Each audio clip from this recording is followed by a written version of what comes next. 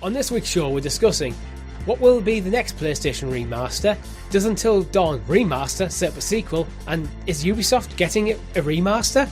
All that and much, much more on this week's GamerGuild Podcast.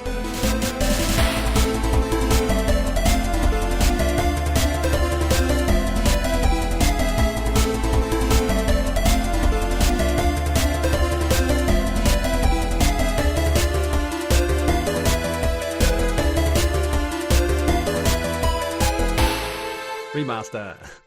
Good game, everyone. Welcome back to the GamerGuild Podcast, your weekly show where we round up all the week's video game stories and news for your listening or viewing pleasure right here on youtube.com/GamerGuildTV. It's actually at GamerGuildTV. I always forget the at. It is. I always say youtube.com/GamerGuildTV, but you need to put the at in there as well, because for YouTube reasons, with the weird tag thing, I don't know. Or you can get in the digital cloud on your podcast preference of choice. Joining me this week is Mr. Chris. How the devil are you? I'm good. It's been a busy week, but long weekend ahead, and hoping to play some games. So nice and chill. I think after the crazy business that was last week, yeah, I am just looking forward to being like, do the show, and then the weekend is our own for a change. It's been one of them weeks I've blinked in. It's like, we're recording this on Friday night, but it's blinked. It's like, oh, we're sitting down to record again. We're back. Yeah, we're back already. It feels like no time's passed. Yeah, I think because we did the live stream on Thursday as well. True, yeah. And we scattered different shows throughout. It does feel like a non-stop busy week, but that's what we're here for.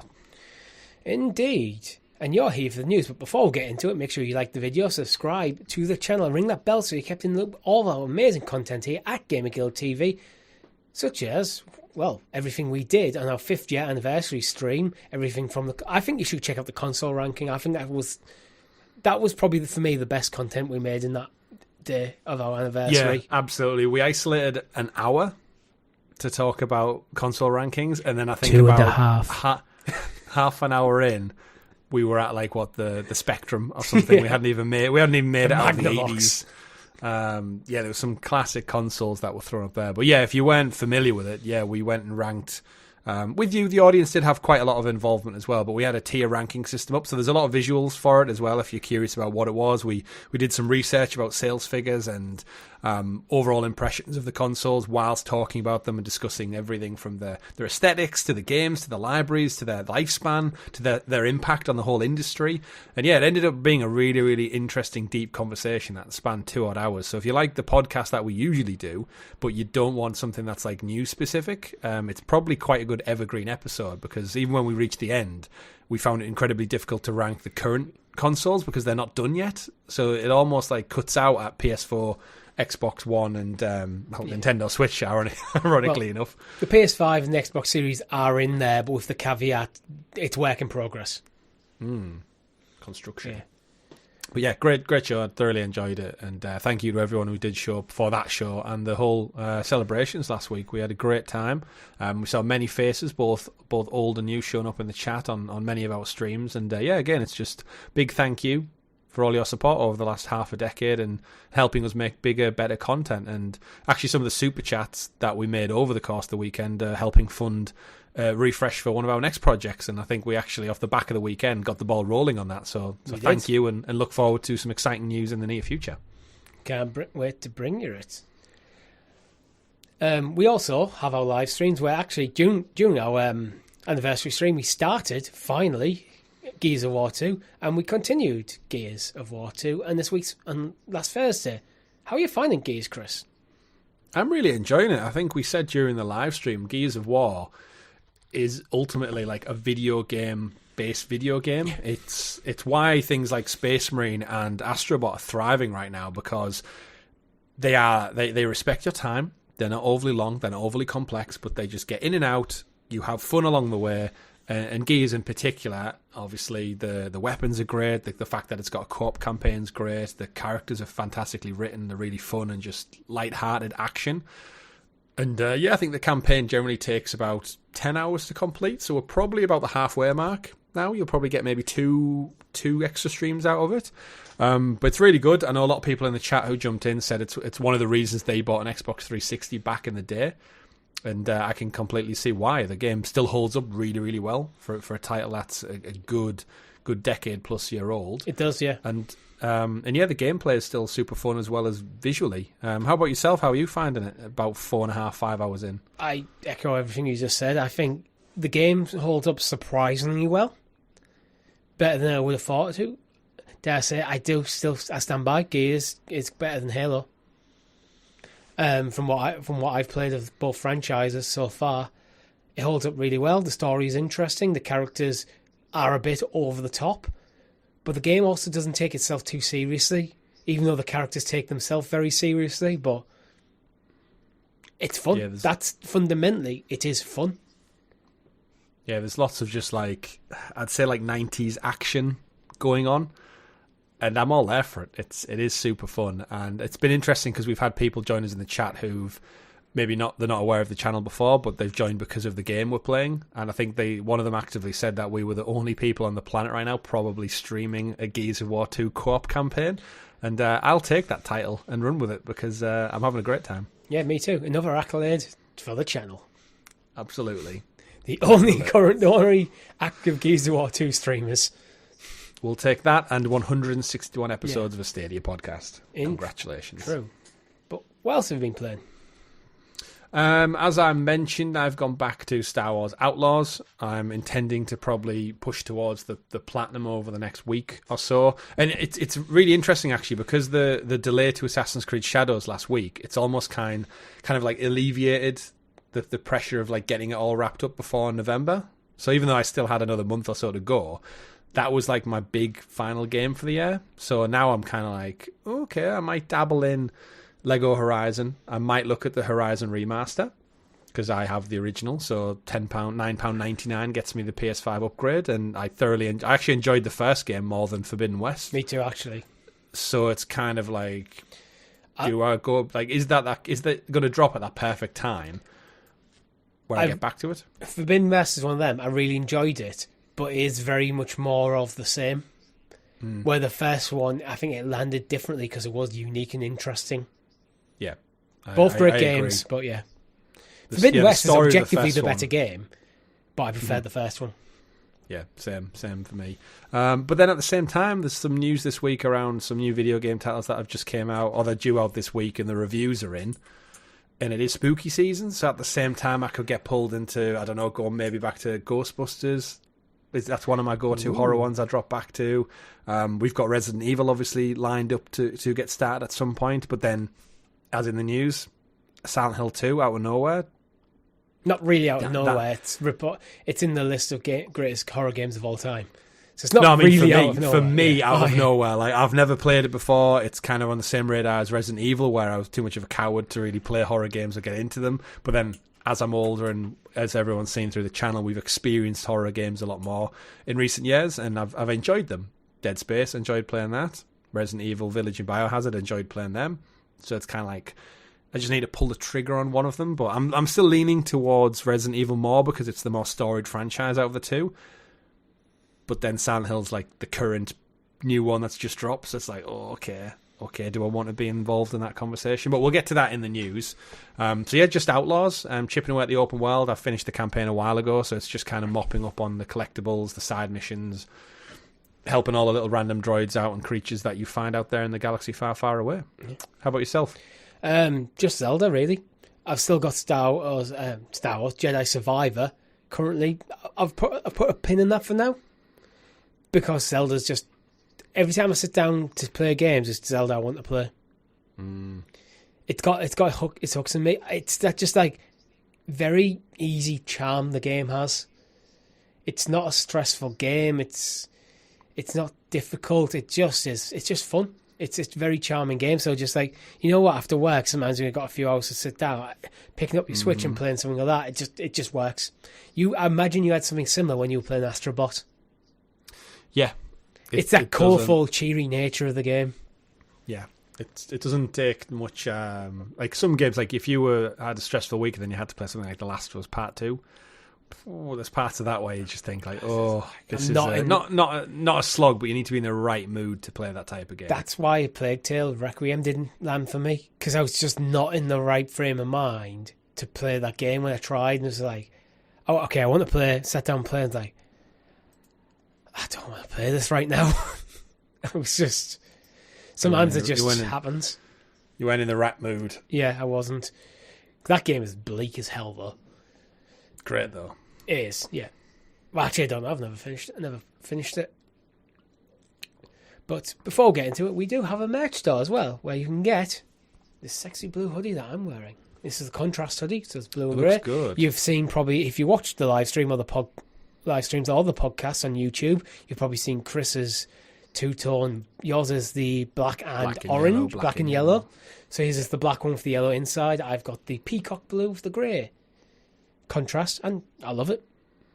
So peacock blue? That's what it is peacock blue, yeah. Not quite as cool as ultramarine blue, but no. It's as far as the name. But it looks great. Looks really nice. That's really comfy. The white logo really pops. Yeah. My neighbour actually, because it got delivered to my neighbours, as I was leaving to go to work this morning, he handed me the box. I knew exactly what it was, so I went back in the house and got changed into it. Just repping it out there. I like it. Yeah, there's a few really good ones up on there as well for the merchandise store. There is the next sale, by the way, because we always like to keep our audience kind of in the loop with what's going on. Don't buy anything this week. Wait until the 17th to the 22nd, so that little window in a fortnight's time, and there's another 20% sale going on. So we're trying our absolute best to beat the algorithm and get you a discount. So if you are out there and you're thinking of getting stuff, have a look, have a peruse by all means. Feel free to buy now, but save yourself 20% by just holding off until later in the month. So there you go, pro tip. Yeah, we should mention the giveaway as well while we're on it from the anniversary stream.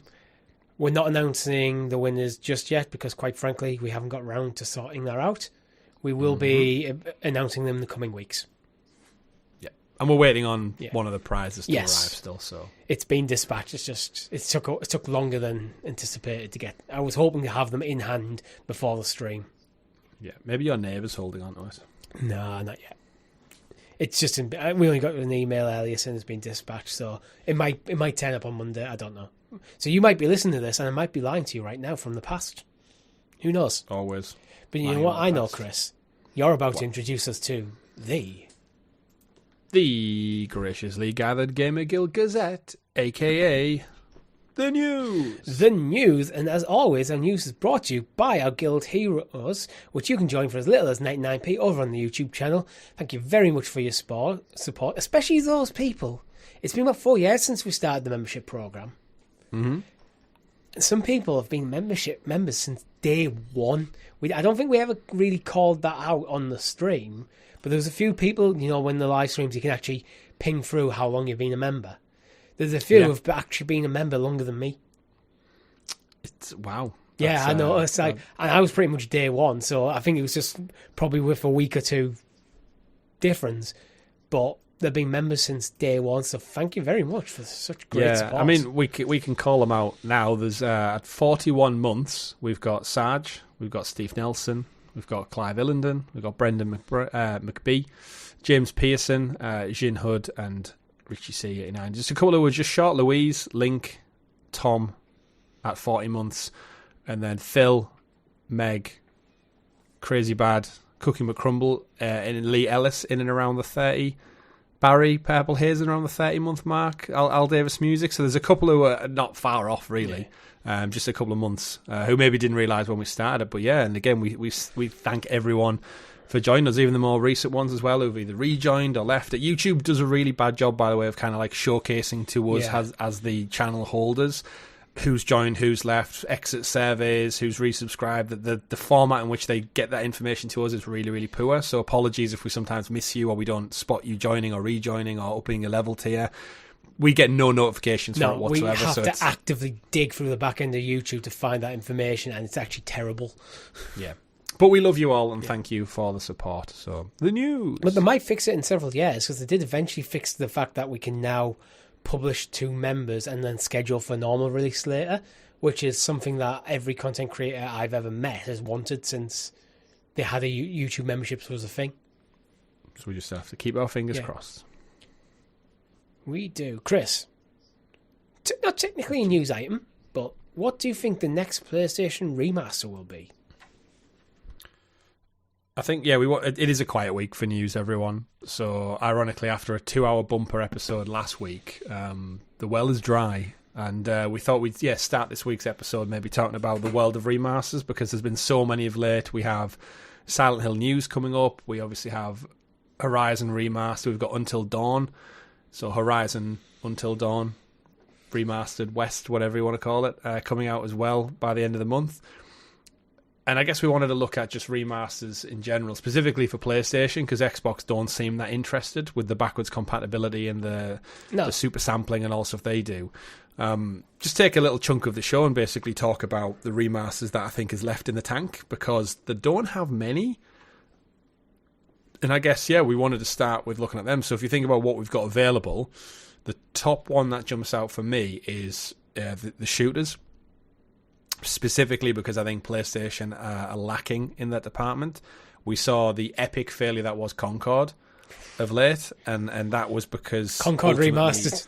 Let's do it, Sony. Let's do it. Let's make it a thing. I think ultimately the games as a service model they've leaned into was a bad approach all around, and I think actually just a solid shooter campaign type game like a Doom, I think, is what people would latch onto a lot more. And Sony is sitting on two great ones in the form of Resistance and Killzone.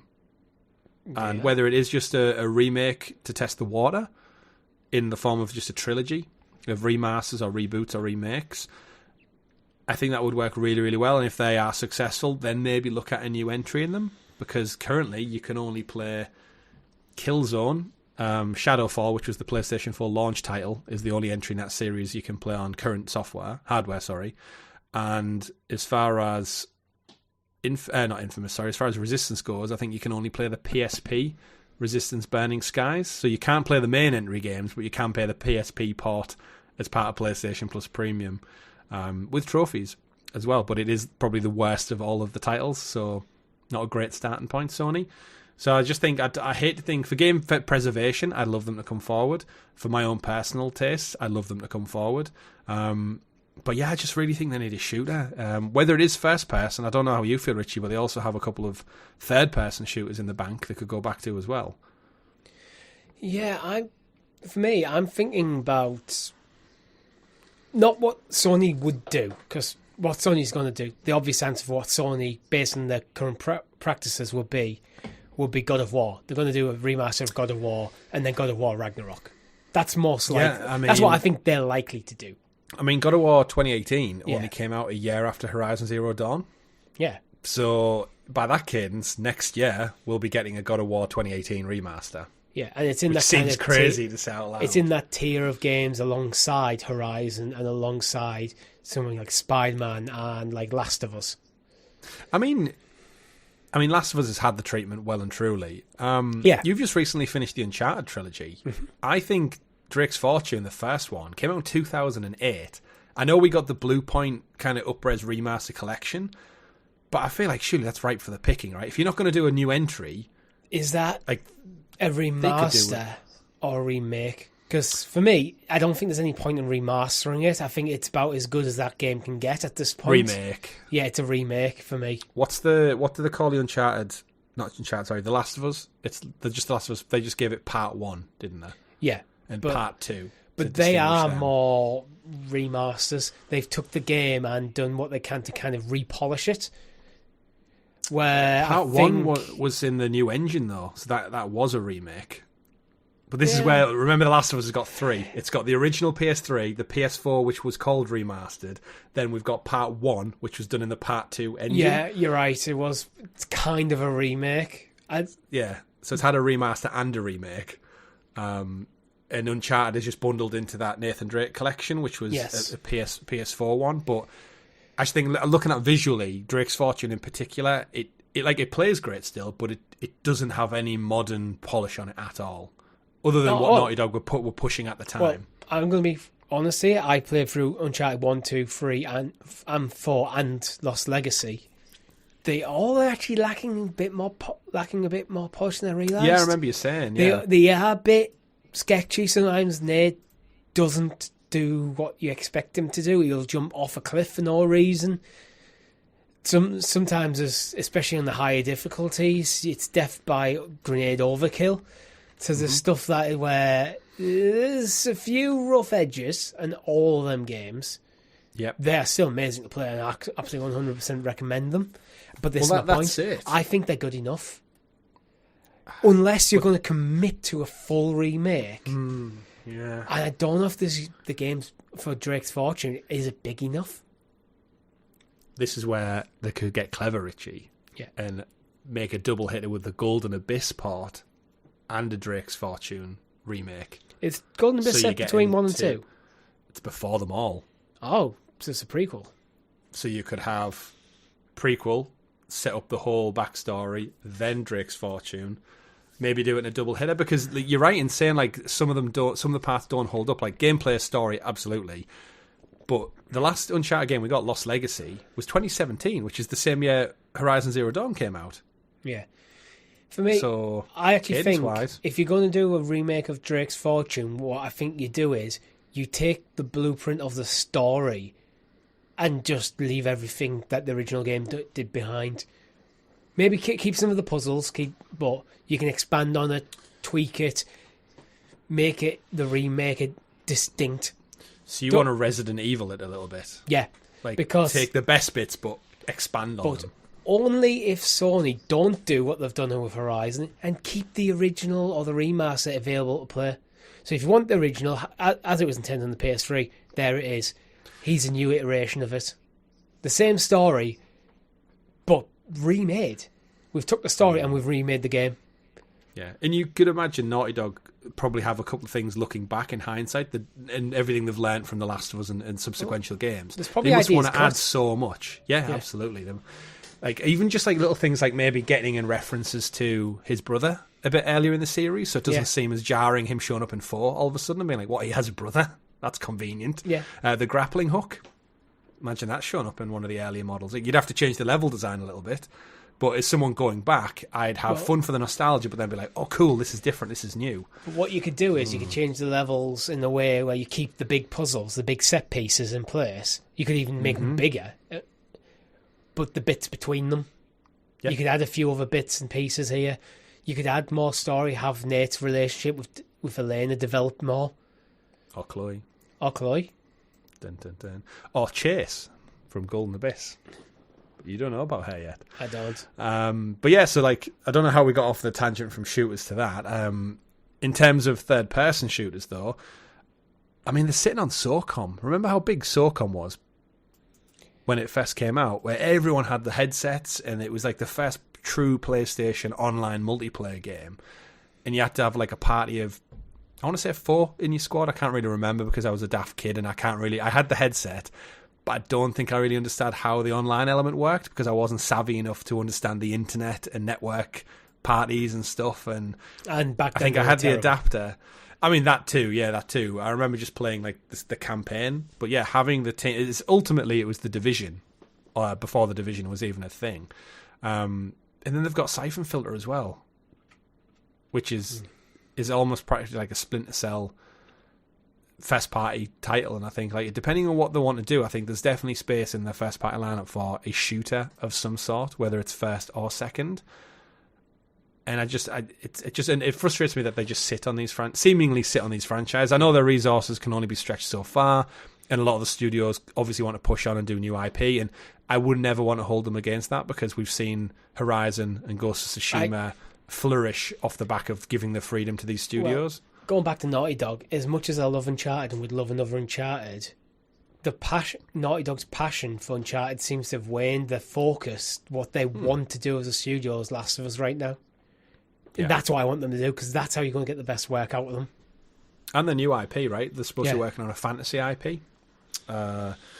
So yeah, there's loads. Like whatever Cory Barlog's doing at Sony Santa Monica, that isn't God of War. Remember, Santa Monica have pretty much only ever made God of War. So if you've been there your entire career, like, you are probably a little bit stretched thin with like the Norse mythology twist. Obviously, massively give them an injection in the arm.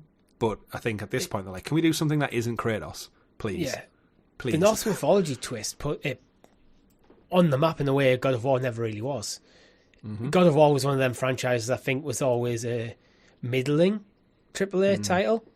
you knew of it, but it was just kind of, I don't know how many people were clamoring for a God of War game at all times till. It was always one of the best sellers, but I think in a different genre almost, because the original ones, because they were just like kind of hack and slash action games back in the day. Yeah. They still sold ultimately well, but they were of a certain era where I think as video games evolved, that style of game just kind of became less and less interesting. Maybe I think some of the original ones sold millions. Maybe millions that's and millions something of copies. that we need to have a podcast on another time. What PlayStation or Xbox game needs the God of War treatment to kind of take the origins of the franchise and take it in a different way to kind of reinvent what the franchise is? Yeah, absolutely. But there's so many to go back to. Yeah. God of War in particular has had involvement from Bluepoint. They did some of the ports. Ready at Dawn of Order 1886 fame worked on some for the Vita as well. Rest in peace, indeed. Yeah, but we've had so many entries from 2005 to Valhalla DLC. I think the Order and Bloodborne, the difficulties with that is where the rights are, and I think it's probably no one probably knows for sure without getting the lawyers involved, and then it becomes an absolute mess. Because, especially with the Order, with it being the devs being bought by Meta, and then Meta shut them down. It's like, where does that franchise sit? And there might be nothing holding them back now. Now they're dead. Could be. It might be just a check. There might just be one big check away from taking over the IP fully. But it didn't sell well. Yeah. So why would Sony write that check? As much as we both love it and we think the IP has potential, it didn't land when it came out. Yeah, I think the thing that always benefits these older IP is that even if they didn't do amazingly well, because of the culture that we have at the moment, especially within media, is that if something has enough interest, a studio or a production company would rather look at an existing quantity than make something new. We see it in movies, we see it in TV. I think it was just announced there the TV show Bullseye was going to come back with Freddie Flintoff, like what our parents used to watch. And it's like, you really just don't have enough fresh ideas. So I think The Order, we might not see it for another decade or so, but I think it has enough goodwill and cult following that at some point they'll go, you know what? Yeah, it's rather than start off and make a whole new world and a whole new idea. And we've always said time and time again, like, there's enough in the bones of The Order to be something good. And I think if a passionate team gets behind it, they can do that. To give a little detail for the God of War franchise as well. God of War Original, 2005, sold 4.6 million. God of War 2, 4.2 million. God of War 3, 5.2 million. A high for the franchise. God of War Ascension, 2.2, so it's starting to dip off a little bit. God of War 2018 Reboot, 20 million. Yeah. So almost 4 times more than the next highest selling game. So that reboot, that's what I was alluding did wonders, to. It stepped up. Yeah, it really, really did. And it's interesting, like, Sony must look at that and go, well, we've got other IP that sold similar numbers, and if we give them the proper treatment, maybe? Yeah. Could we see that? But again, it's a one story, really, isn't it? That it's the same studio that just happened to want to reinvent it, whereas I think a lot of IPs now passed around a little bit, and the same team that built them necessarily isn't even there. Like, a lot of the developers who worked on some of these titles we're talking about, they'll have moved on long time ago now. Yeah. Like, if you're thinking the people making Crash Bandicoot now over at Xbox are the same people who worked on it originally, you're sadly mistaken. You might be lucky if there's a handful, if any, you might be better who worked on the originals. Instead of looking at Xbox for the people who made Crash Bandicoot, you might be better off looking at Naughty Dog. There's more likely to be people there. But even then, like Andrew Garvin and everything, the originals, like, they've pretty much moved on since then. They've made the money, they've left, they've got new careers, they've got new studios themselves. Just look at Callisto Protocol. That was the Dead Space team who left, founded a new studio, and then did something pretty much the same.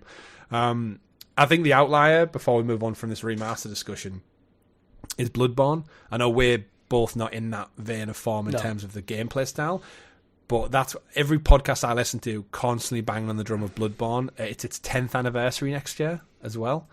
It doesn't have a PS5 patch. Do you know when early doors on the PS5, a couple of them were getting like boost patches for like older games?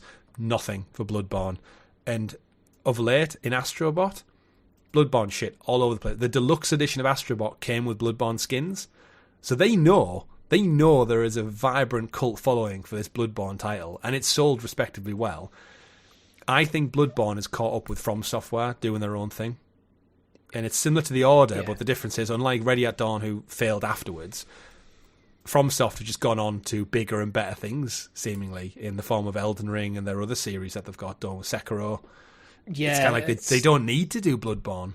It's like since Dark Souls in like 2011, Bloodborne was 2015, they've kind of grown and grown and grown. But this is where we don't know where the IP's tied up with, because I believe PlayStation own the license, but you've got to imagine the reason they haven't touched it yet isn't because they don't want to, it's because FromSoft maybe have first dibs on the game, like making a sequel. Yeah, maybe they've had conversations. Maybe FromSoft's like, we want to do it, but not yet.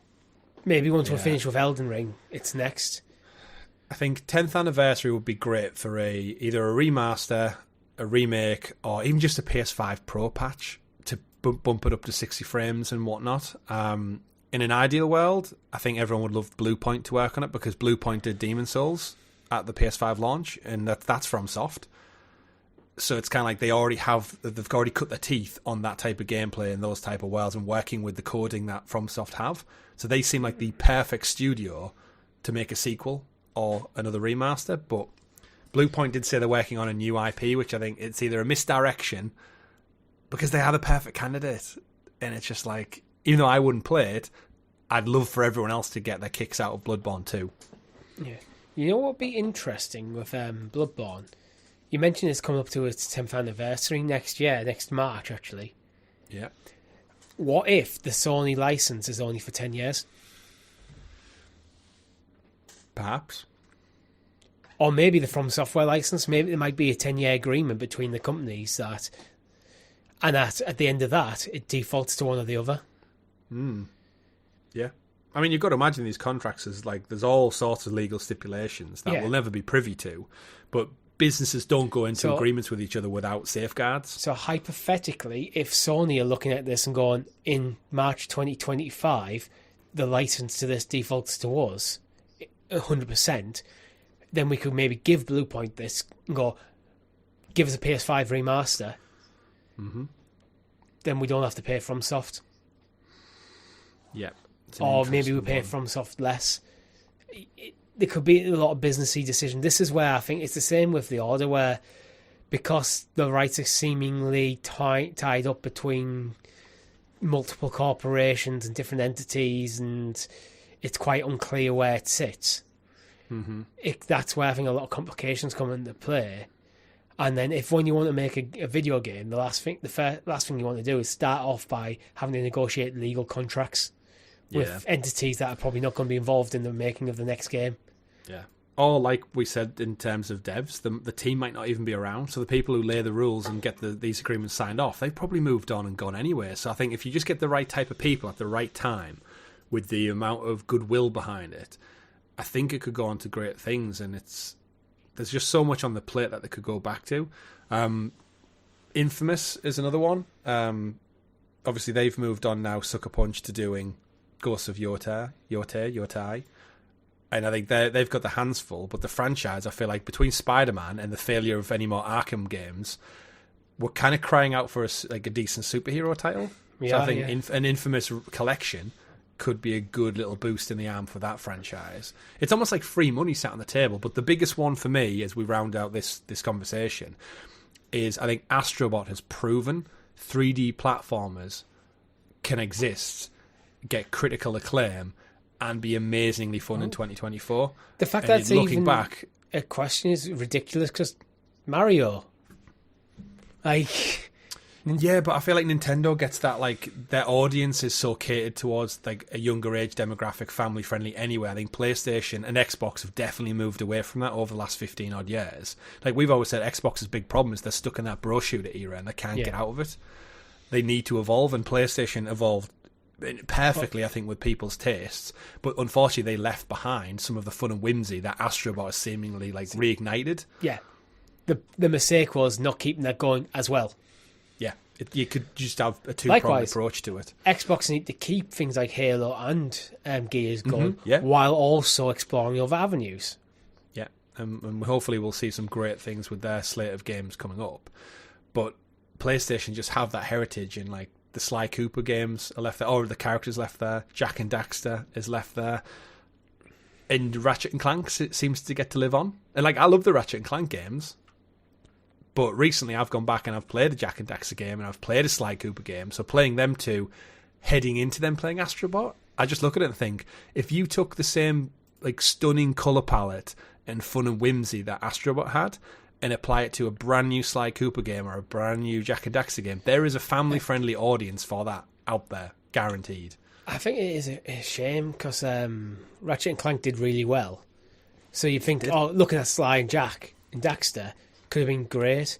But Sony, I think, again, this keeps coming back to the Sony's decision to focus more on games as a service during the early part of this generation has bit them in the arse, because it means that you're moving teams, because they only have a finite number of teams, and if they move half the studios and games as a service, that means something needs to fall apart, something needs to fall down. Yeah. It's all money. Yeah. It's all money and return on investment, but it's. I think the great thing with gaming is, I think all the games on that list we will see again in our lifetime, undoubtedly, because like whether it's a remaster or a 50th anniversary collection, like we joke about things like The Last of Us, Richie, getting like multiple remasters and stuff, and does Zero Dawn really need it? No, but people will buy it, so that's why they've done it. But imagine in like gaming is one of the things where it's such a young industry, which is ironic to say out loud because it's been going for like 34 years now. But it's such a young industry by comparison to other multimedia. Like music is the entire history of humanity. Video and stuff, obviously a lot younger, but you're talking still nearly 100. Like I think Snow White's 100 this year, right? So that medium's been going for 3 times as long. So when we're like sat there in our 60s and our 70s, exactly. But what kind of pop would a Horizon Zero Dawn triple 50th anniversary look like in 2055? Like on we the just fucking don't know. holoscopes. We just don't know. But imagine the graphic fidelity. These robot dinosaurs are always going to be cool. Yeah. But it's like, it's interesting that people complain now. But if you think this is the end of remasters, because I know we're getting like diminishing returns, but everyone, like, look at us every time they would do like, an Age of Empires collection or a Command and Conquer, we go like, ooh, and it's on sale, and it's slightly better in these small, minute differences, but the nostalgia wins out, and it's been a while since you played it. So I think this entire list of games, from Days Gone to Bloodborne to Sly Cooper, I think we'll see this stuff be reiterated on, reinvented time and time again over the next several decades. And I don't mind, because I think what it all comes back down to is you don't need to buy it. True. So if you want it, enjoy it. If you don't have physical media, you might have to rebuy it, because the PlayStation 5 servers will not be on forever. Like, that is the truth. Yep. One day they may go for a long, long time. But I mean, you had mentioned earlier on about I think it was Infamous, and you said on PlayStation 3. PlayStation 3 online, is that still a thing? PSN online? Can I go on my PS3 and boot it up and download, or more importantly, purchase Infamous? I don't have a PS3, so I would know. The only Infamous game I played is Second Son. It's a great game. And I 100% believe Infamous needs to come back. That's probably my pick of the bunch, to be honest. And just to round it out, throw it out there while we're talking about Infamous, Insomniac and Spider-Man, remember they did Sunset Overdrive? It's like a random one-off for Xbox exclusive, and now they own that IP. When Sony bought them, they took the IP with them. Xbox were grateful enough to give them it. I feel like that could be ripe for like a relaunch. Get it on PS5, show off all those bright, amazing colours and that Spider-Man fun gameplay that it was. Use the whole Xbox base to get a relaunch on Xbox, because we know Sony are happy to put games out on multiple platforms now. Look at Lego Horizon that's coming out next month. And then do a deal. Get out there. Reignite the interest in that game. Because I've never played it. But I love Spider-Man. Because it's quite a vibrant game, that might be an interesting way to show off the PS5 Pro as well. Yeah. Would be next gen. And it's one of them things where I think it's a phenomenal game that just got lost in the Xbox One gen. It's the best game on the Xbox One, is what I've heard from Xbox fans. And I've never even looked twice at it, because didn't have it. And the console failed epically, so... But remasters, Richie, maybe we'll remaster this podcast one day. Maybe. But until then, let's just talk about a remake, just to change things up. Silent Hill 2 remake why didn't it start with Silent Hill 1, Chris? Answer that. Why didn't it start with Silent Hill 1? Because they're trying to copy Resident Evil too closely. Silent Hill 2 is the better reviewed game, so I can see logically why they would start there. But this, for me, is probably the one stumbling block that would make me really be serious about purchasing it and getting into the Silent Hill world, is because the detailed nature of my being is like, I don't want to start at number 2. It's such a weird stumbling block in my brain. Yeah, you took some convincing to even try Final Fantasy. Was it 15 or 16 you tried? 16. 16, yeah. Because for that reason, it's like, no, you don't have to play the other 15 first. This is a standalone title. Yeah. But don't call it 16 then. I mean, yeah, like, because, I mean, get into the reviews first and we'll talk about, like, why they maybe didn't start with 1. Yeah, just generally, looking at Metacritic, generally favourable reviews based on 55 critics and an 87. It's a Game of the Year contender. Damn. Reading from GameSpot, the original Silent Hill 2 is one of the most beloved, culturally significant and overall best horror games ever made. No one's biased there at all. It appeared to be the case that trying to recapture the magic of the game was to misjudge how impactful its time and place were and how its limitations helped shape it for the better. But that's one of the things that people remember most about Silent Hill is, the fog mechanic. Wasn't a mechanic, it was a graphical limitation. Yeah. They used it to great effect. Continue reading. Any studio advancing on such a project should have had a Phoenix task ahead of them, forever chasing its essence like a moth with a hole in your net. Weird turn of phrase there. However, by staying true to the original game in extremely important ways and taking calculated risks born from an understanding of the source material, all while being supported further by some of the game's original brain trust, Bloober Team has done what was reasonably considered near impossible. The remake of Silent Hill 2 is a restless dream come true. 90. Damn. I'll give you a Eurogamer one. They give it 5 out of 5, or full marks, 100%, which is one of the highest ones. And just the round out of the review, it doesn't matter if you've never played Silent Hill 2 before. It also doesn't matter if you have. Silent Hill 2 Remake is a heady blend of old and new, delivering the best horror I've played for years. And I suspect that will hold true even for those meeting James, presumably the protagonist, for the first time. A little light padding and some minor grumbling about the combat aside, there's nothing, not a single thing I wish Bloober Team had done differently. How it looks, how it sounds, how it plays, how it iterates and modernises whilst honouring its cherished source material. Silent Hill 2 Remake is as close to perfect as I could have ever hoped for, and my hopes were high, my friend. I feel like that's an in-joke about the game. But yeah, like, that's top dollar review right there. Yeah, the general theme is they've nailed it. Which there was a lot of reservations about Bloober Team going into this when we first found out they were going to make it, and Konami came out and said they were going to make about 100 Silent Hill games, because we've got like one based in Japan, if I remember. There's Remake. Is there a VR game? I feel like as well. They announced about 5, or there's this TV show in the work as well. And I think, when they said, like, Bloober Team are going to be the ones doing it, and we thought, like, well, what are they known for? They did Layers of Fear. The Medium, actually, Richie, did you check out The Medium? No. Or did you, on the channel? Oh, no, you checked out, what was the one with all the goopy stuff? Scorn? Was that one? Scorn, That's what I'm thinking of, yeah. They've done Layers of Fear. They did a Blair Witch game back in 2019, like a movie tie-in.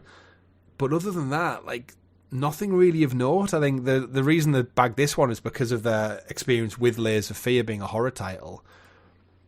But yeah, it was kind of like, can they do it? And like, hopefully this is their glow up, similar to how Blue Point got back in the day, where it's like, actually, we can make our own stuff, but maybe our talents are best served polishing existing. Taking what exists and bringing it the best out of it.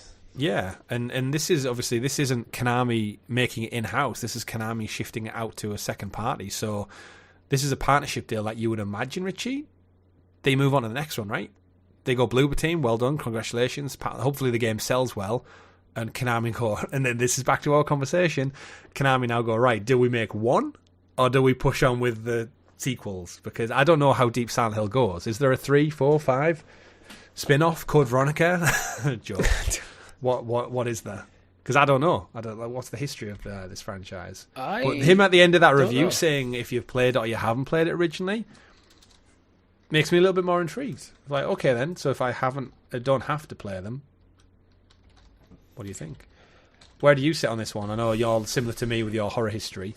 Yeah, my interest in horror games is very not there, really. I don't know. Very not there. Very not there, yeah. Total good words right now. Good, please. I don't know. It seems like they've nailed it. I do agree with you on Bloober Team. Maybe their future is in bringing it, and at the moment, this is just critical reviews. It hasn't got in the hand of users, so God knows what will happen there. You know what us gamers like. We are a fickle bunch. Right. Yep. And there's also critical reception doesn't always translate to sales. Right. Okay. So, being novices, so looking at this, there are multiple games. There is a Silent Hill 3 and 4, and then Origins. However, by the looks of it, Silent Hill 3 is a direct sequel to Silent Hill 1. So it actually looks like 2 is a separate story from the first game. Okay. So I reckon they've picked out 2 specifically to follow this character James Sunderland's story. Boo Sunderland. And if it's done well, I think then they'll look at going back to Silent Hill 1, because then if 3 ties into 1 directly, it might be a bit odd to go... You know what I mean? Like, if 3 is a direct sequel to 1, it's safer to do 2 as a standalone. If it did bad, they wouldn't have half a story. Whereas if it's done well, it now makes sense, I guess, to go back, do 1, and then do 3 if they're follow-on stories. And then Silent Hill 4, The Room, seems to be where the series really started to lose its vibe. Well, if you want to kind of get a gist of why things went wrong, if you can just go to the Silent Hill wiki page and look at the number of developers, and it seemed like every year or two it changed hands, the franchise, through especially during the early 2000s. I'm not surprised if it's the franchise is constantly changing hands, that it would kind of lose its direction a bit. At one point, even Kojima was involved. PT? Kojima in 2014. That was 2014. Yeah. PT, man. 10 years ago. Yeah. And then nothing. Nothing since PT. Well, then nothing PT. For 9 years before it re-emerged. Well, it's actually 10 years before Bloober Team, Hexadrive got over it. Behaviour Interactive got hold of it in 2023. There's just a lot of different developers, so... And there still is, actually, which this is, I think, could be the problem with the franchise, where this one might come out and do well, but all the other titles that got in the works, will they land? And if they don't, does that bring down this game in terms of potential for a sequel? Yeah, you need cohesion. Yeah, within a franchise. So the reason why Bloober Team might have wanted to go with 2 rather than 1 is when it will come out, we'll do 2. That sets us up to do a sequel to Silent Hill 2.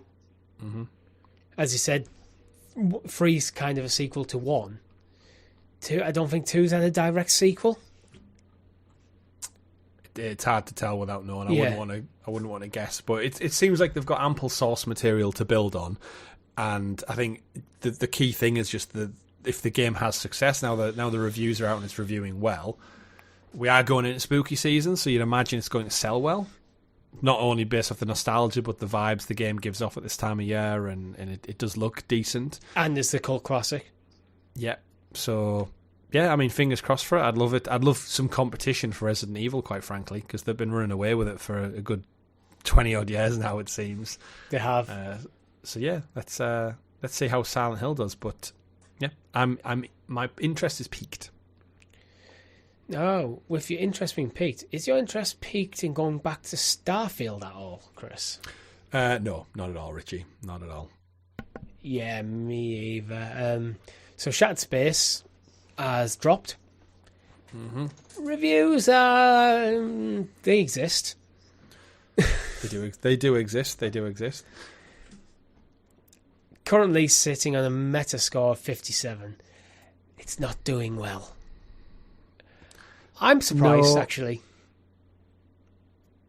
Why are you surprised? Because Starfield, it didn't land the way Xbox was hoping it would, but I don't think it was as bad as a lot of people made it out to be. It was just fine. And they've been doing a lot of work on the run-up to Shattered Space to really try and get the game up to standard. Yeah. And with Shattered Space, the promise was with it being set on one planet, but a lot more effort went into the design of that planet. It wasn't just procedurally generated nothingness, which a lot of Starfield was. It seemed like it could have brought out the best in what that game was. Yeah, I don't think Bethesda have had... Yeah, it's weird to say that in a game that you could play for hundreds and hundreds of hours, but I feel like the best of it is still yet to come. I feel like the foundations of that, I think you said before, it's like similar to a Skyrim where you can see yourself going back to this in like several years or 10 years or whatever it may be. And I think Shattered Space is one step on that journey. To pull directly from our Discord, actually, for anyone who wants to join our Discord, links in the description below. Hjorvar, who's one of our members who's been a big Starfield advocate from the beginning, it's just reiterated that it's such a strange game. Reading direct from a Discord, I remember he mentioned it earlier in the week. He said it gets longer the more you play it. It gets better, the longer you play it. But it's hard to tell people to play it when the first 25 hours is practically a tutorial. He then goes on to say, Shattered Space, if you like Starfield and you want a 15-hour quest line that is on one planet, then this is fantastic. If you didn't like Starfield and you're hoping it'll change your mind, you probably won't enjoy it. So it's kind of like, if you love the first bit, then great. I think my best parts playing Starfield were the focus missions, and like the Mantis mission and going and becoming a space ranger was super cool. It was the vacant literal space, to term pun. Yeah. In between, that was just dull and boring, and I did not want to explore at all outside of just going from mission point to mission point to mission point. And for a game that's around literal space exploration, I felt that was the biggest letdown of this game. Yeah, I always felt... My worry about Starfield when it was announced was they went, you can explore the whole universe, it's got X million planets and stuff. I was like, my mind went to, it's going to be procedurally generated, they're going to be... planets with maybe 1 or 2 free biomes each that are kind of cookie cutter. It's not going to have the design. It's not going to have someone's hands sculpting out the narrative around the world that made things like Skyrim great. And so when you land on a planet, it did just feel flat. Not necessarily in terms of terrain, but it's like, why explore? You're not going to go over... because it's procedurally generated. You're not going to go over cliff, see an ancient ruin that someone's painstakingly built, work your way down to the depths of it and find out a cool weapon in the end. Yeah, you're going to find some generic loot that's been generically put there by a generic algorithm. An AI, yeah. Yeah, it's just... It doesn't feel quintessential Bethesda, which they've been known for in the past. Yeah. I know some of the Fallout expansions are terrific, and it's not a shame because, again, I feel like it's a stepping stone onto it, and I think Starfield has like long-term goals for Bethesda.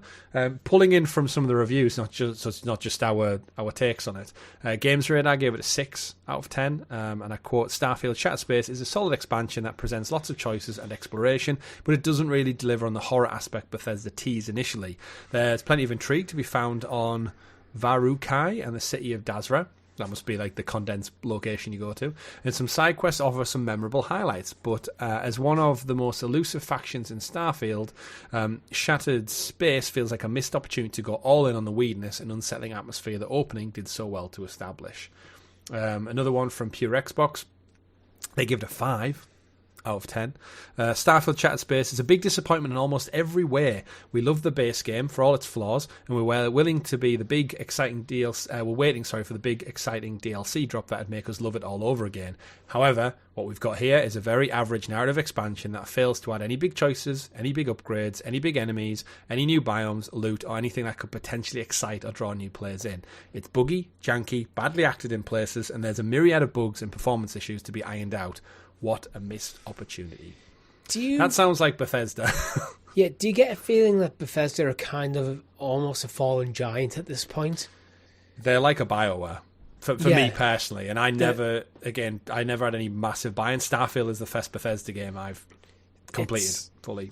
I don't know. I think the design, this kind of design philosophy of something like even like Skyrim or Fallout and now Starfield feels dated.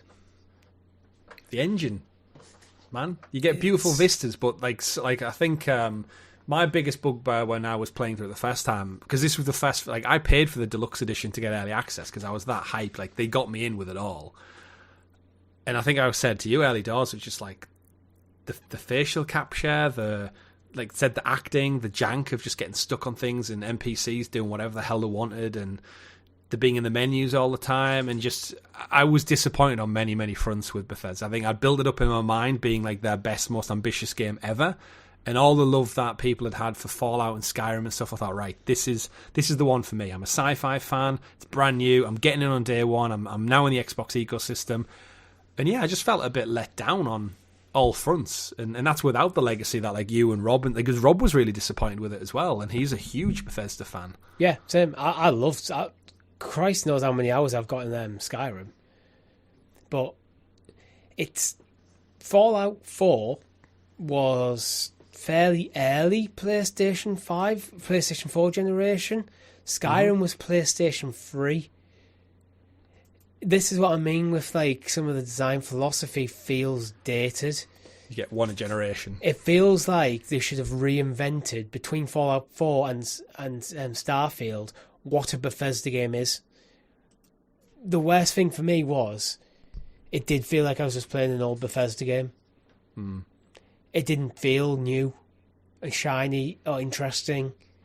It's like, yeah, okay, this is Bethesda. Yeah. So it just... I liked it. I think I'd still give it like a 7 out of 10. It just felt flat. It didn't. Yeah, I enjoyed it. Me too. It didn't blow me away that I think I was expecting it to. The story was really cool. Outside the main story and a few like the side quests though, like you got this whole world to explore and the universe to explore. It's like, why? None of that worked. But they have added a lot of polish to it, and I know they've added like the rover in now and some of the expansions. And I think again, as a complete package, I know it's annoying to say, but I feel like if you were patient and you went back to this game maybe 5 years deep, it's probably going to be a hell of a lot better. Yeah. In 2030 than it ever is now. True, but for a game that was like 10 years in development, having to wait 5 years before it's actually decent. Mate, you just wait for the decent. No, that's harsh. Before it's good.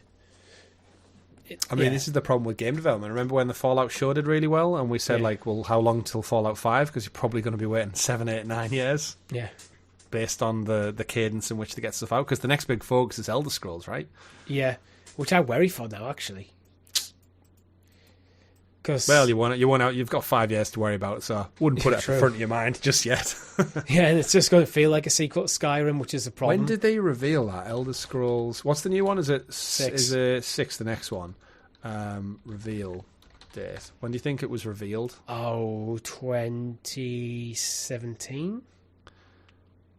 Elder Scrolls revealed...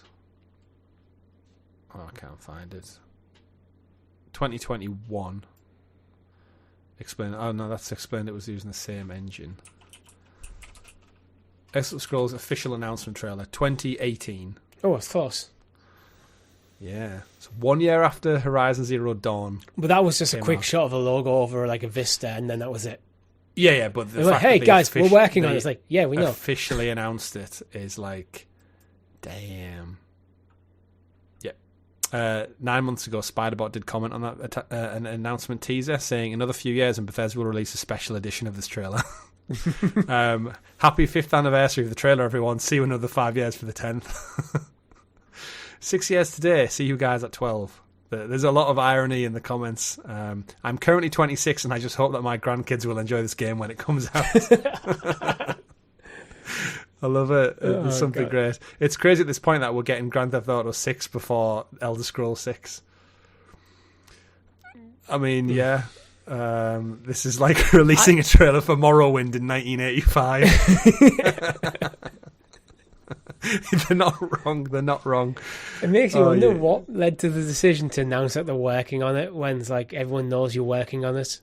Of course you're working on a sequel to Skyrim, one of the greatest games of all time. Yes, you're working on a sequel to it. You don't need to tell us. Just wait till you got something to show. But I think that was before the Bethesda acquisition, right, as well? So that was Bethesda just doing Bethesda things before Microsoft were like, whoa. Don't announce it a decade early, please. But you know what? That's what remasters are for. Indeed. We'll get another Skyrim before then, don't worry. True, but talking about remasters, Until Dawn got a remaster. That's all we've spoke about. It is. It's a very remaster-centered... We've talked about a remake of Silent Hill 2. So slightly Remakes, different. remasters, re-releases, repackages. I like it. It's set to debut. Actually, I'm reading from a Eurogame article, almost read verbatim, set to debut on PS5 and PC tomorrow, October the 4th, which is the day of recording, which is last week. Yeah, it's out now. Yeah, it's out now. Any thoughts of picking it up? Because this is one of them games that falls into the category of why they remaking this is good enough already. No, and it opens up an interesting conversation point because people criticised the Horizon remaster, to a degree rightly so, and then also not so much because of the upgrade path. This comes out today, no upgrade path. So if you own this on PS4, tough shit, you have to buy the full price version. Yep. But this isn't getting any headlines or problems or people kicking off online about Aloy and stuff looking different. Why does Hayden Panettiere look different? I think it's less. Why does Rami Malek look older? There is, but you see what I mean? Like, why is there... Surely this should be parity between every console. This is a PlayStation exclusive, getting a remake release, and there is no upgrade path. I own this on PS4. Yeah. But I also don't care, because I'm not that invested in the game as much. I think this is one you play with friends, for me. Like that's how we played it originally, right? You came round, you killed everyone in our group. Yes. We kept them all alive and for like 3/4 of the story and handed the controller over to you and you murdered them all. Damn Wendigos. But, yeah, I mean, I hope there's obviously a movie in the works. I hope this does good. Controversy aside regarding that, it looks great. I think the biggest story to come out of this, realistically, Richie, is they've altered the ending. They have. To spoilers for potentially setting up the franchise to expand. And I think clearly Sony really think they've got something with Until Dawn. Does this justify the remake when people who were going before going, it doesn't need it? Does this now go, oh, actually, we've decided to change how the game ends so we can set up the next story, which is one that we want to tell? It's the plan. So if we put our spoiler hats on, it is a spoiler, it isn't a spoiler. There's a character in the game played by Rami Malek, who's, of course, gone on to be world-famous actor. I think he's won a good couple of awards for his Mr. Robot performances and his Bohemian Rhapsody biopic of Queen and all other things.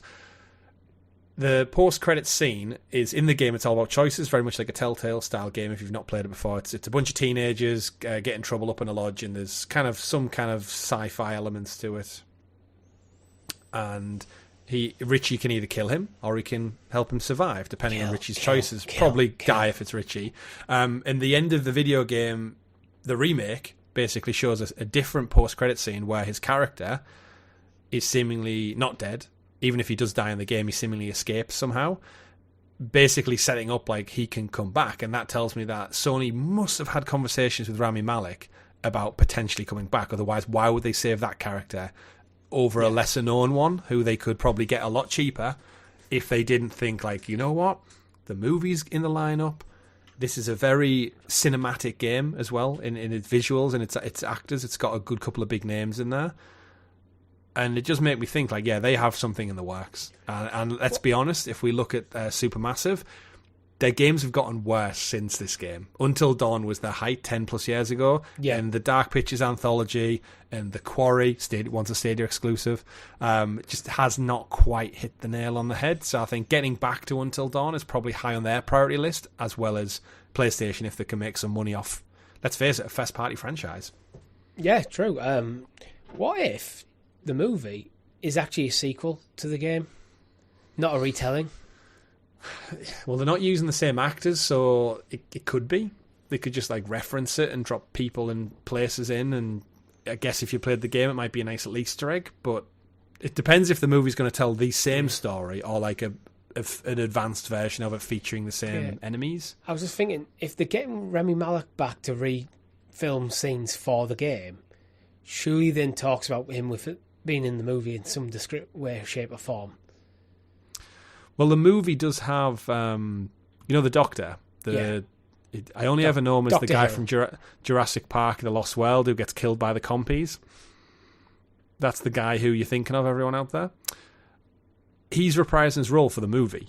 So it is connected, but then if you remember in the game, he tells the story almost like detached from the whole thing, that the events that are going on. He's almost like a psychiatrist recounting the events with you, the player, and then you go in and play the scenes out. So it's like horror. It's weirdly connected, but it's not at the same time. But then horror has the benefit of it can be weird and trippy and different, and it can do flash forwards, it can do sci-fi. It's pretty much can do whatever it wants, because they just blame it on the horror. We do it for the jump scares.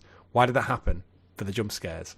I'd love to see a sequel where Rami Malek comes back, and maybe you do get Hannah, what was it? Hayden Panettiere? Panettiere, yeah. I remember Heroes. Yeah. Heroes was great, till it wasn't. Yeah. I still think season 1 of Heroes is one of the greatest TV shows of all time. Such a shame. It is. Let's move on, unless you got anything else you want to say about Until Dawn? No, I just think it's a franchise that it has legs, and with arms. every franchise, I'm happy, and arms, and when Dingo has multiple arms. But yeah, I'm happy for it to do well. I think between this and Silent Hill, PlayStation have got a stacked horror a couple of weeks ahead, leading into Halloween. So yeah, interesting one. What I learned this week. Total side note: do you know Australians don't celebrate Halloween? No, because they're upside down. They are, but they still could do it upside down. Hang jack-o'-lanterns and stuff. But to be fair, I think I was actually talking to my girlfriend the other day about this. Halloween's one of them things where I think it was a thing when we were kids. Oh yeah. But I don't think it was much of a thing for our parents, and even when we were kids, it wasn't anywhere near what it is now. Americanisms. Yeah, Americans. I feel it's like one of them things that we have slowly adopted from America, and it's kind of ramped proms. up. Yeah. Proms weren't a thing. Were not a thing. Not a thing. But Halloween coming up soon. It is. Spooky season. Indeed. And moving on to Ubisoft. They've had a good horror season for the last couple of years. Yes, their games have been scaring their life out of their shareholders. Indeed. Which has led to them reportedly considering a major change to a structure and potentially going private. Yeah. It's a big move, because they are very famously a publicly traded company. But they are also partially owned by the Guillemot family, are they not? Is it not? They already own major stakes in it? I'm reading from GameSpot. Tencent owned 9.2% of Ubisoft's net voting rights at the end of April, and currently holds 49.9% of the Guillemot brothers holding company's indirect stake. Minor shareholder and hedge fund AJ Investments published an open letter last month asking Ubisoft to go private and change its strategy. So basically, fuck knows who actually owns and controls this company. The Guillemot family bought a bigger stake, I think, when Vivendi were trying to do a hostile takeover in 2015 or something. And they managed to stave them off, and then they've gradually looked for more investment over time. I have no clue how this works with stock and shares and majority in this and hedge funds and stuff like that. It's basically lots of money that we'll never have. I do know if you'd have bought shares in them when they were at an all-time low last week, the shares have actually jumped up 10% since this announcement. So you could have actually made a little bit of profit. That would make sense actually, because if the shares are at an all-time low, you buy them, and then suddenly they're talking about, we're going private. That would mean as whatever corporate entity is going to would be forced to buy you out of your shares. Yeah, absolutely. Good for anyone who made that move. Yeah. Does going private, would that actually make any difference? Taking off the stock market, does that matter for a games company now they're that big? Yes. The reason I say yes is because when you are a private company, you can choose who you're doing business with. When you're publicly listed, the ownership structure of your company is down to whoever's buying your company, and you don't really have much control of who's doing that, which means that as when you're running your business, you're running it for the shareholders, and the shareholders might have absolutely no interest in video games. They're interested in a return on their capital. Yeah, their investment. Where if you're keeping this private, you can vet people better. So you can still have multiple stakeholders, but you can vet people in a way so that you know that the people who are buying shares, who have significant control of your business, are invested in the product as well as a return. So the Guillemot family would have to fork out a pretty penny, I'd imagine, to buy out these shares. It depends, because Tencent are involved. It could be, and this investment firm. What was it, AJ Investments or something? Yeah. I read. I've lost the name. I feel like all this is a lot of rich people just talking about rich people stuff. It is, but the fact that it came from the investment firm in the letter to go private suggests... They just want out. But, or do they? Or do they want more in? Do they see this as an opportunity to gain more control of Ubisoft and restructure it in their own image? So we now just back to hostile takeover motion. Not hostile. This could just be a normal takeover. Because I'm right in thinking hostile is just where you start buying up shares without asking permission from the shareholders. You just buy them on the market. In a hostile takeover, obviously it's hostile. It's against the will of probably what the current board want to do. Yeah. Or whoever's running the company can often get shafted out, and it's like, you, fuck off, I've bought this. Yeah, I own the majority now, so I make the decisions kind of thing. Yes, I know you might own 30%, the CEO might own 30% of the company, but we collectively own 51%. You're standing down. Yeah. It's that kind of thing. Yeah, there's a lot of restructuring that needs to go on at Ubisoft. I think just from a headcount perspective, they have 10,000 I think people working from across the planet.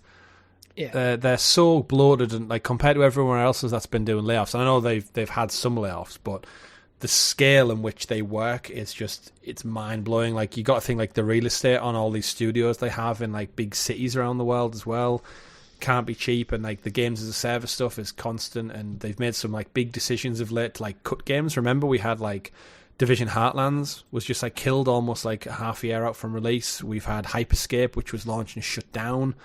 We've had games that have undersold, Star Wars Outlaws has reportedly only sold 1 million copies, which is surprisingly low considering Star Wars. I know it didn't review the greatest, and it's very, very Ubisoft in its presentation. It looks decent. I am interested in playing it because I like Star Wars, and I don't mind Ubisoft. Despite how critical I am, I do think they produce decent games. Yeah. Well, 1 million for me seems like... I feel like I would have to see some more stats, because you're right. I think 1 million is an incredibly low bar, especially with the IP attached to it. I don't believe there isn't a million people out there, or more than a million, that would buy a Star Wars open world game. Yeah, at least. So, yeah, interesting to see how that nets out big time, especially when we were talking about God of War selling 20 million. Yeah. You got to tell me a Star Wars game, open world, AAA quality in 2024 doesn't sell more than 1/20th of God of War sales. I find it hard to believe, so we'll see. But you have to remember, God of War, it looked like it was going to be one of the greatest games of all time, and it was. Yeah. Star Wars Outlaws looks like a game that should have come out late PS3 at times. Yeah, but I just think 1 million just seems incredibly low. Yeah, I agree. I am. If you'd have said 3, 4, I would have been yeah, okay, that's still poor for Ubisoft's numbers, and it's multi-platform as well, which God of War is exclusive to PlayStation, so you got bigger audience as well. Does Ubisoft's track record of putting games into sales very early after release hammer this? I don't think the general audience really think of that, though. I think they just see game being marketed and go, "Oh, cool, the Star Wars game's out. I'm going to get it." True, but if you're looking at Amazon and you're constantly seeing sales in other Ubisoft games, I think you might go, you know what? I'm interested in that game. I'll wait till the price comes down. Yeah. Maybe they are just It might have a long tail, and it might not be as profitable, but I reckon this by the end of next year, this is down 5 to 10 million. Oh, absolutely. Yeah, I think maybe Ubisoft are just one of them companies who just, similar to Xbox with their struggles of just like they can't escape the rot now. And no matter what they do, they're just doomed to some kind of end. It feels like during the last console generation, during PS4, Sony found a way to really step up its game from PS3. Very few have. I don't think Ubisoft have done that.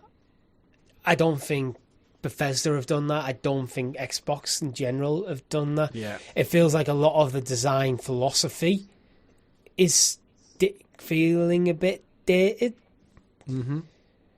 And unfortunately, I think Star Wars Outlaws, while these are still good games and fun, bear in mind we are playing through Gears of War 2 and having a blast. So there's fun to be had. But games are expensive. So you're expecting a level of quality, and the bar, I think, has been moved. Just look at Suicide Squad as another example. Do we have to? Because no one else is. Well, 300 people are. So Season 3 of Suicide Squad has landed to 300 people on Steam. Less than 300 people. Oof. I mean, we don't need to spend long on this. It's Season 3's out with Suicide Squad. Everyone wanted a Batman game. You didn't get one. Hence this. Those are Concord-looking numbers, Richie. Does it see out the air? I mean, what did they commit to? They committed to like a year roadmap, right? With seasons and other stuff, but at the same time, WB has since came out and said it cost them 200 million revenue loss. So I think this is one where they have the best intentions and they eventually cut ties with it. So on October, the 2nd of October, Victoria Kennedy over at Eurogame said at the time of writing there's only 144 people playing the game. Oh. I don't know what time she was writing the article. But Suicide Squad, Killer Justice League, Steam numbers. Peak concurrence was just 248. Steam That's DB peak. Chart. Playing it right now, Friday night in the UK, so obviously time zones dependent. Yeah, 227. 227. Ouch. Is this game dead? Yes. It's obviously its peak was on launch at about 13,000 looking at Steam DB. It had a spike in April where it went as high as 3,000. Yeah. Then decline has been it's been sub 1,000 since April. I mean, again, to paint you a picture of the landscape, Helldivers 2 currently 39,000. Yeah. Compared to 200. Both live service games, one with a massive IP attached to it, one without. Who's winning in that world? Let's have a look at Palworld as well. Just landed on PlayStation this past week. Palworld, another big one of the year. Currently 16,000. 227. Yeah, I think Suicide Squad's everything we predicted years ago when we were covering this on Google Stadia and saying like no one's asking for it. But we don't need to retread this. But yeah. R.I.P. Suicide Squad. Rocksteady, get back to making us a Batman game, please. Yes, please. See you in 5. See you in 10 years when we get the next Elder Scrolls, the next Batman Arkham game, and Arkham Shadows for VR looks great. But shame. Moving on through a few, I think, really quickly, because, to be honest, there's not much to talk about them. Football Manager 25 has been announced, and it's coming to Game Pass on November 26th. Anything to add? I've never played a Football Manager, really, other than watching my cousin and friends play it around the house. So, yeah, I know you played it on mobile a little bit. I guess this means the old game's going to be delisted soon as well. Yeah, that's what usually happens. I think this is one where if you're interested in Football Manager, it's coming out the 26th. If you're not, moving on. The original Horizon Zero Dawn is being removed from Epic Games Store ahead of the remaster. Bad move. He's the new one. You can't buy the old one. That's why physical. Yeah, could go buy a PS4 copy CX for probably 10 quid. Probably. I'm more inclined on this one to point the finger at Sony rather than Epic. I've probably got a feeling that Sony have retracted the license to sell. It's still up on Steam, so it is. That would suggest for now. It's a deal. For now, but you know what might be happening, Chris? Could David Hayter be returning to Metal Gear Solid? Yes. Oh, awesome. That's it. That's it? Anything more to say? No, he's teased it on Twitter, but I mean, he is the voice of Solid Snake, and he's not like incredibly old. So yeah, he's tweeted literally saying, "I was in the booth today playing a role I've not played since ... and then there's literally a gif of Snake. Yeah, I think with maybe Delta on the cards and the hype behind it, I feel like it might just be a voiceover for like a launch trailer or something. Like they need a record of some fresh lines. I know he was doing Konami work to promote the game anyway. I've seen a lot of kind of behind the scenes where it's him in a studio talking about the history of the game and the remake and why Delta's different and what they've changed. So he's very much the spokesman for Delta, which I think in the lack of Kojima, the voice of Solid Snake is probably the next best thing you're going to get for Western audiences to look at that and go, oh, that's cool. So, yeah, I don't think it means we're getting a new game because I very much think the cadence is going to be Delta, then we're going to get a 1 remake, then a 2 remake, then the collection of the collection volume 2, and then again, probably in line with Elder Scrolls, Richie, we'll get the next entry in the Metal Gear franchise in 2035. I suspect what this is with Delta, they'll probably use quite a lot of the original voice clips if the quality is good enough. Mm-hmm. But there might be somewhere they need to re-record, or they might need to expand, have a few more takes. You know, probably a lot of things like weird grunts and stuff, where they want a few more different variants in there to give a bit more depth to the game with it being a remake. I reckon it's that kind of stuff. Absolutely. Looking at a quick poll from IGN as well, which Metal Gear game do you want to see remade after Snake Eater? 48% is Metal Gear 1. Then followed with the original Metal Gear, which a lot of people didn't play because it was on Which I suspect Genesis. A lot of people did what I've just done and clicked that one to vote for, thinking it was Metal Gear Solid. Yeah, incorrect. That was the 2D scroller, right? Yeah. Not 2D scroller, but it was 2D. Metal Gear Solid Sons of Liberty, 7.5. And then, Guns of the Patriots, which is still trapped on PS3. I think that'll be part of the collection, but I also think the cadence which we'll get is by the time we get to a Guns of Patriots remake, you're talking 10, 15 years, right? Could that just be a once remaster? You've got through them. Remaster, but it'll be so much later. It'll be in the collection, the volume 2, in its like original format. But I think by the time we're 15 years out and they've done Delta, they've done Metal Gear 1, they've done Sons of Liberty 1. These games are going to take like 4 or 5 years out of pop, so we are genuinely talking probably 15 years till we get to Guns of the Patriots, and by then that game's going to be like 30-year-old. Yeah. So it's like, again, this is back to what we said about remasters, is we're in a world where we are going to get all the games we love so much at some point, because they're just getting older, and remaking them is an easy cash grab. That's why we see so many remasters. It takes less effort, smaller team, and we said, I think, a couple of weeks ago internally, people get their hands on the dev tools and the coding, so they get almost like a trial run at knowing the job before you put them on a brand new project. That seems it's to be it's like vetting your staff. That seems to be a way now. It's a way of upskilling them while you're working on the next one. Like if you look at Metal Gear Delta, who I believe it's Team Virtuous, which is ironically because Team Virtuous is inside the game as well. They're the team making Delta. By the time they've made Delta and then 1 and then Sons of Liberty, and then potentially Guns of Patriots remake, they'll have had probably 2 decades of making Metal Gear games to the best quality. They'll be more than ready to make a new entry in this series after 20 years. And by then the relationship and the fallout with Kojima is well in the past. Kojima should be retired by then. Yeah. Like, no one will care, no one will know. So it's like, and they've got a whole franchise. Just wait them out. Just keep remastering and remaking the games that already exist until Kojima dies, and then now we are free. I mean, I went with retire, but at the same time, nobody lives forever. I mean, he might be on like Death Stranding 13 by then. He won't make a fair Death Stranding. I don't think he'll even make a third one, never mind a third Tinf one. He'll do something else weird. You know what he's like? He's got projects in the works. Yeah.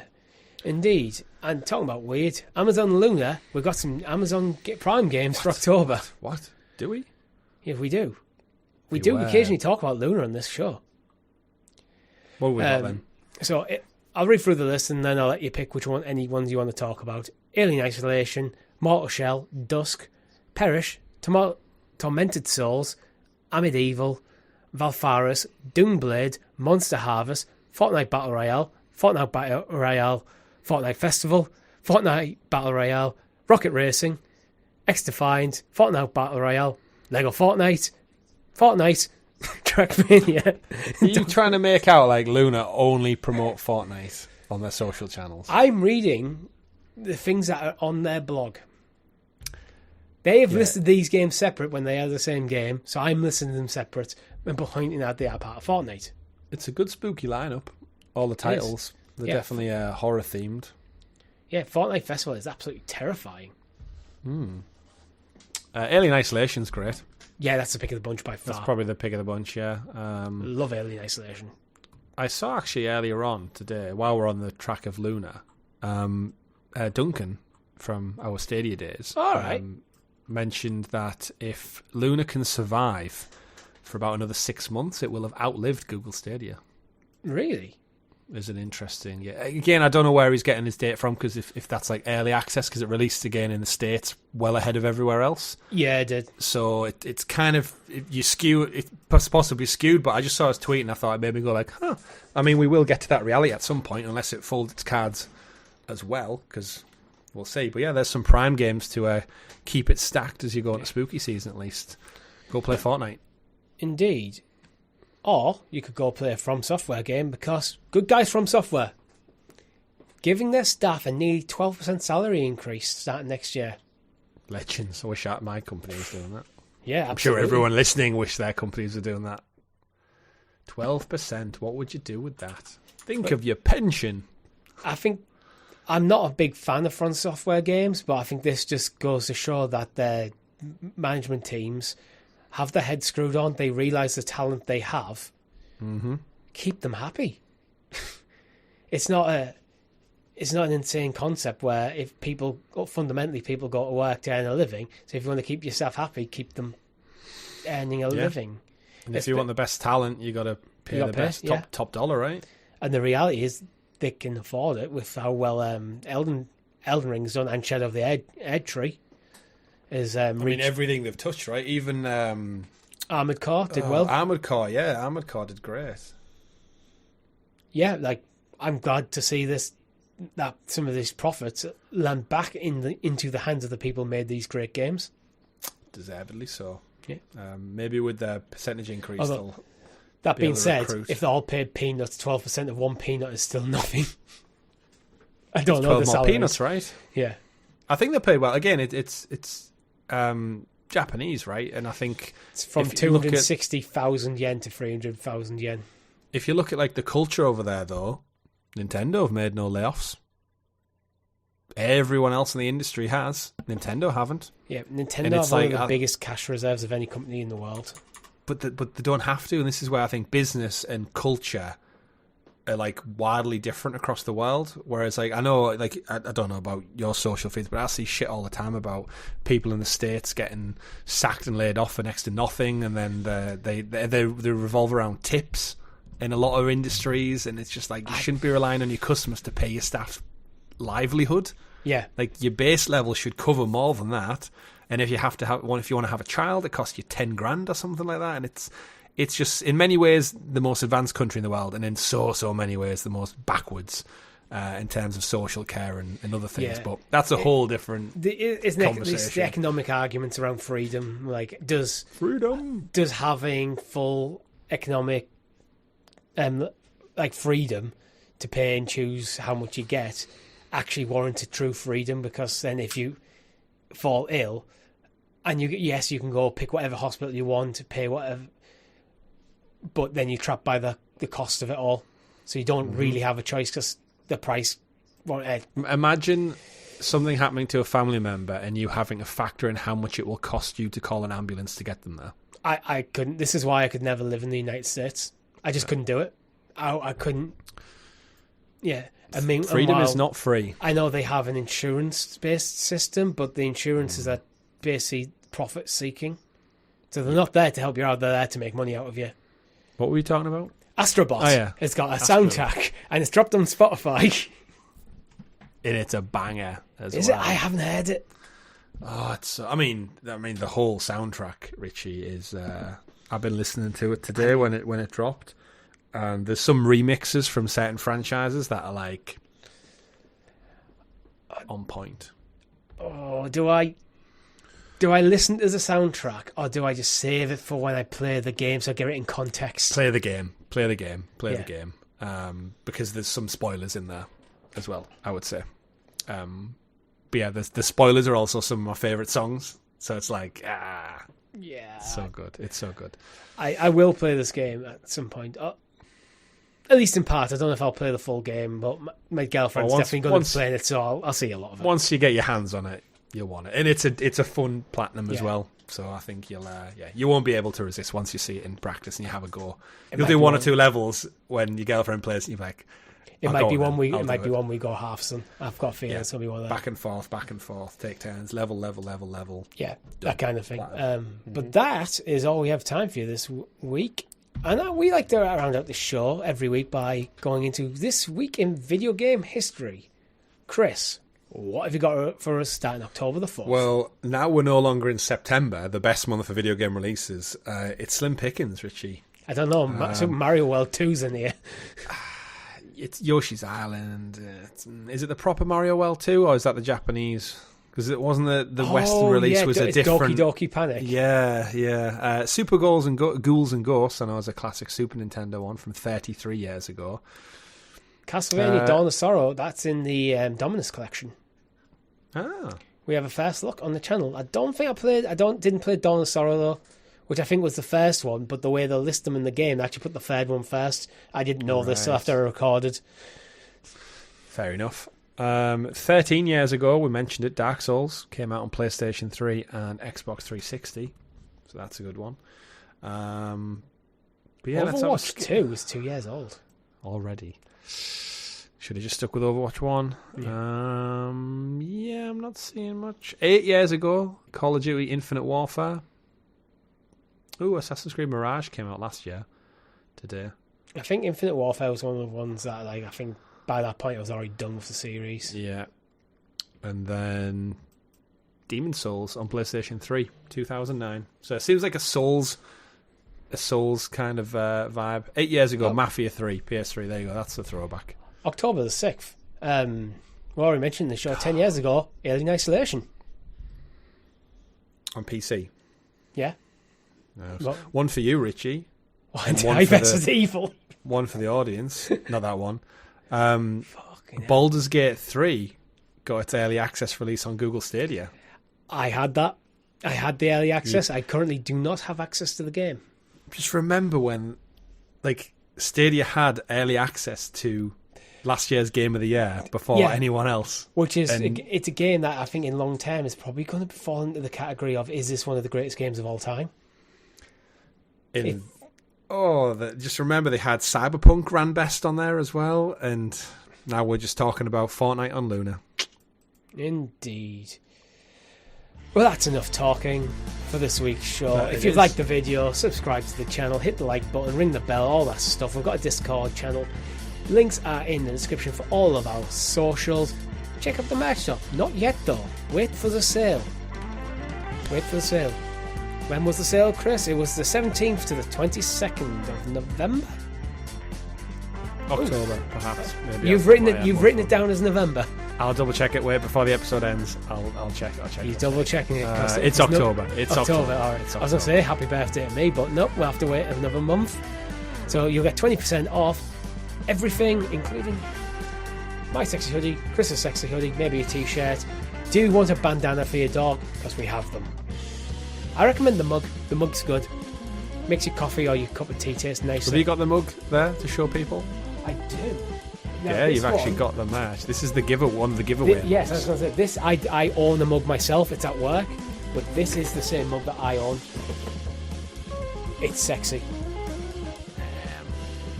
It'll make your black coffee blacker. More coffee. And your white coffee more confusing to your colleagues. Yes. And everyone will admire how stylish your mug is. But that's all we have time for. Thank you very much. My name's been Richie. I've been Chris. GG everyone. Goodbye. Bye.